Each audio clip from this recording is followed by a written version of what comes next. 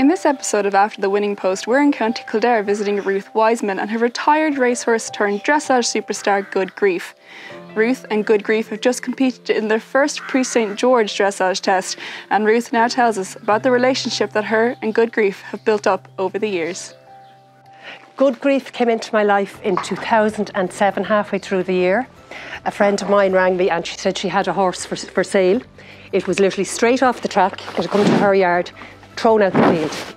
So she said, would you like to come down and have a look? And I said, no. I said, I have two horses at the moment. I had a young horse I was bringing on and I have my show jumper. So I said, look, I'm not really interested.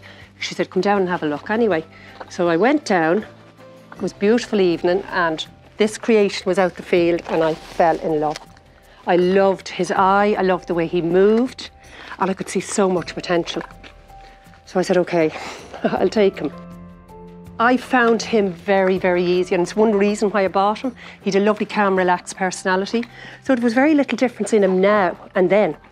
You know, he really hasn't changed much over the years. He's really been a people person all the time, and I think that's why he's taken to his job and his new lifestyle so well.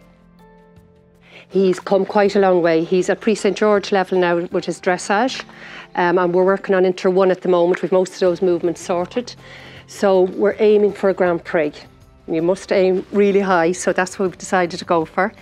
And jumping wise, I don't jump him as much now because I get a little bit worried about injury. I just don't want to hurt him at this stage of the game. But we've done lots of jumping, lots of derbies, and he excels. He actually would have made a good eventer, but again, I'd be terrified about injuring him, hurting a leg or doing anything to upset his soundness.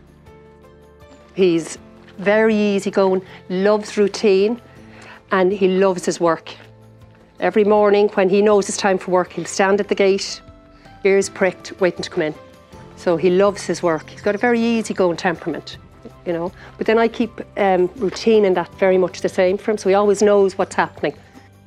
He's my best friend. We're a real partnership, and he never lets me down. So yeah, he means everything to me.